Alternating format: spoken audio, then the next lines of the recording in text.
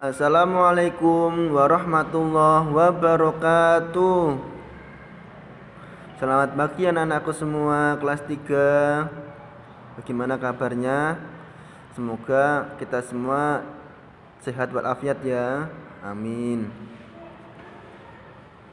Di sini kami akan mengajar mapel akidah akhlak ya. Di sini untuk kelas 3 saya akan mengajar mapel akidah akhlak. Ya, langsung saja untuk ke materi. Jadi untuk materi pertama yaitu lafadz subhanallah.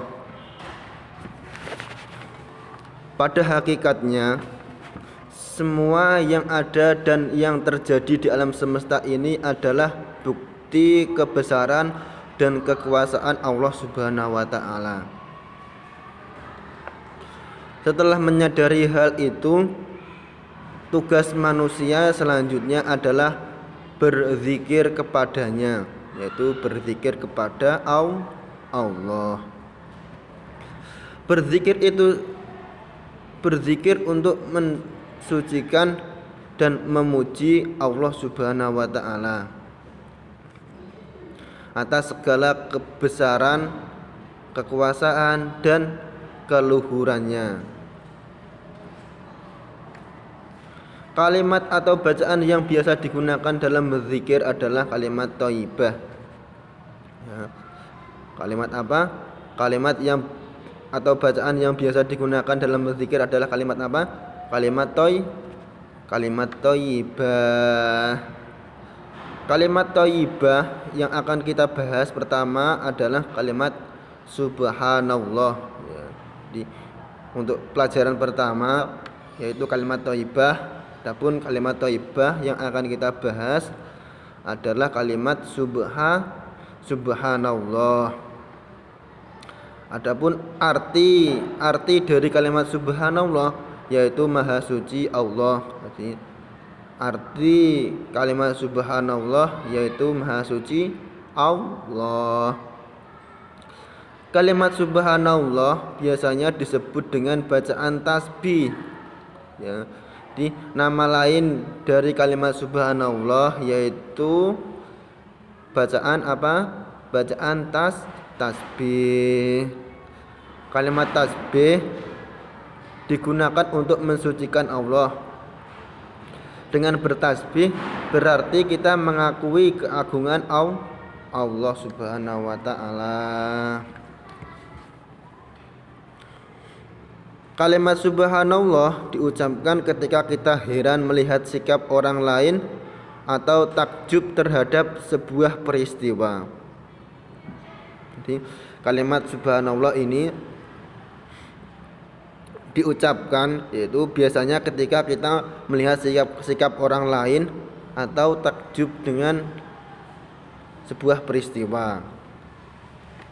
Kalimat subhanallah diucapkan kepada sesuatu yang baik atau menakjubkan ya. Jadi kalimat subhanallah ini diucapkan kepada sesuatu yang baik ya. Jadi yang buruk tidak, atau yang menakjubkan. Dengan catatan itu murni atas kekuasaan Allah.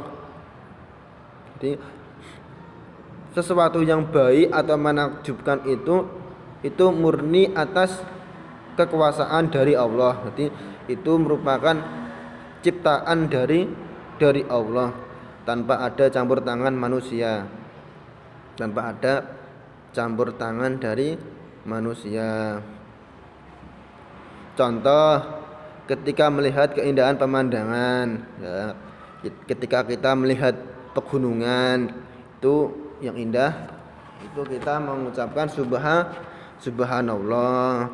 Kita melihat perkebunan yang indah, kebun bunga, kebun sayuran, kebun buah-buahan yang indah-indah itu kita mengucapkan kalimat subhanallah.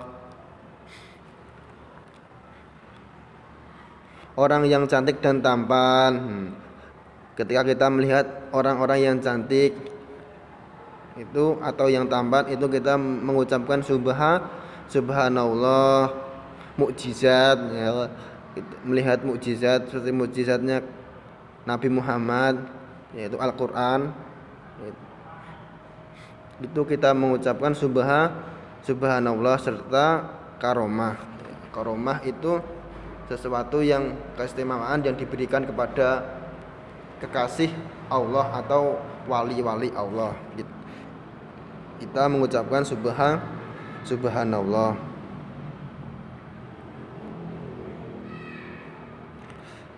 Lah, adapun dalil atau dasar membaca subhanallah itu sesuai pada Quran surat Al-Isra ayat 1, yaitu bunyinya sebagai berikut: Subhanalladzi asra bi abdihi lailam minal masjidil haram ilal masjidil aqsal ladzi barakna haulahu linuriyahu min ayatina innahu wassamiul basir. Yang artinya, Maha suci Allah yang telah memperjalankan hambanya pada suatu malam dari Masjidil Haram ke Masjidil Aqsa, yang telah kami berkahi sekelilingnya agar kami perlihatkan kepadanya sebagian dari tanda-tanda kebesaran kami. Sesungguhnya Dia adalah Maha mendengar lagi Maha mengetahui. Jadi inilah tadi ya surat Al-Isra ayat 1 itu yang menjadi dalil atau yang menjadi dasar daripada bacaan subhanallah. Ayat di atas menjelaskan bahwa Allah memuji dirinya sendiri dengan tasbih ketika menunjukkan kekuasaannya dalam peristiwa Isra Mi'raj.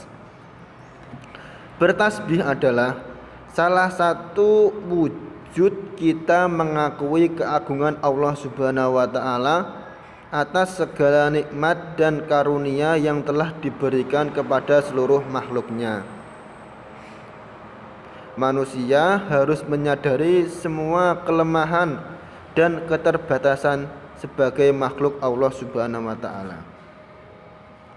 Manusia adalah makhluk yang serba terbatas dalam daya dan upaya dibandingkan dengan Allah yang maha besar dan maha berkuasa.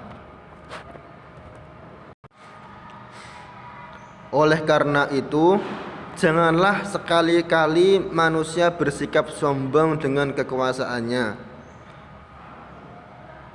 Oleh karena itu, janganlah sekali-kali manusia bersikap sombong dengan kekuasaan, kekayaan, atau keturunan yang dimiliki. Pada hakikatnya, semua itu adalah titipan dari Allah Subhanahu wa taala dan semua akan diambil oleh Allah Subhanahu wa taala. Selain untuk mengagungkan Allah Subhanahu wa taala, kalimat tasbih digunakan dalam zikir setelah selesai sholat. Ya, jadi kalimat tasbih ini yaitu subhanallah ini digunakan dalam zikir setelah selesai sholat. Ya, yaitu dengan bacaan tahmid, tahlil, dan takbir. Tujuan dari zikir adalah untuk mengingatkan dan bertakarrub kepada Allah Subhanahu wa taala. Karena hanya kepadanya lah kita bergantung dalam kehidupan ini. Allah Subhanahu wa taala telah memberikan tanda-tanda di sekitar kita agar kita dapat bertafakur tentang segala yang ada dan yang terjadi di alam semesta ini. Kalimat tasbih juga digunakan untuk mengingatkan imam ketika mengalami lupa bacaan atau gerakan dalam sholat. Jadi seumpama ada imam itu lupa melakukan salah satu gerakan sholat, itu cara mengingatkannya dengan membaca tasbih yaitu atau subhanallah. Mengucapkan kalimat tasbih untuk mengingatkan imam yang lupa bacaan atau gerakan sholat dilakukan oleh makmum laki-laki. Jadi yang bertugas untuk mengingatkan imam ya ketika lupa itu makmum yang laki-laki. Keutamaan yang akan didapat karena melakukan amalan tasbih sebagai berikut. Ini ada keutamaan yang akan kita peroleh ketika kita membaca tasbih. Ya. 1. Memberatkan timbangan amal baik kita. Ini keutamaan yang pertama yaitu dapat memberatkan timbangan amal baik kita. Jadi dengan membaca kalimat tasbih, amal baik kita akan bertambah menjadi berat ya. Oleh karena itu perbanyaklah membaca kalimat tasbih untuk anak-anakku semua ya. 2. Diampuni dosa-dosanya oleh Allah Subhanahu wa taala. Dengan membaca kalimat tasbih atau dengan memperbanyak membaca kalimat tasbih, kita semua akan diampuni dosa-dosanya oleh Allah. Amin. 3 atau C, jika dibaca dan menghitungnya dengan jari, maka jari itu akan dapat bersaksi pada hari penimbangan amal kelak. Jadi untuk anak-anakku semua ketika zikir membaca tasbih itu lebih sebaiknya menghitungnya itu dengan jari-jari tangan ya. Lah jari-jari tangan ini besok di hari yaumul qiyamah akan menjadi saksi ya, saksi bahwasanya kita pernah membaca kalimat tasbih. Kita pernah membaca kalimat tasbih sebanyak ini dengan hitungan tangan yang kita miliki atau jari-jari yang kita miliki. 4 atau D, mendapatkan pahala dan dihitung sebagai sedekah. Jadi salah satu keutamaan dari membaca tasbih yaitu akan mendapatkan pahala dan dihitung sebagai sedekah. Jadi, kalimat tasbih ini bisa digunakan untuk sedekah ya, sedekah. Dengan membiasakan mengucapkan kalimat thayyibah, hati kita akan menjadi lembut sehingga mudah menerima suatu kebaikan.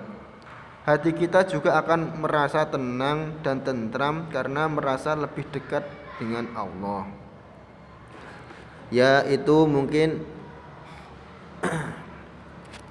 pertemuan pertama kali ini untuk anak-anakku semua kelas 3 ya. Ya, dimohon untuk dicatat untuk keterangan-keterangan yang penting ya. Dimohon untuk dicatat untuk pembelajaran ya. Ya, mungkin itu. Akhirul kalam, assalamualaikum warahmatullahi wabarakatuh.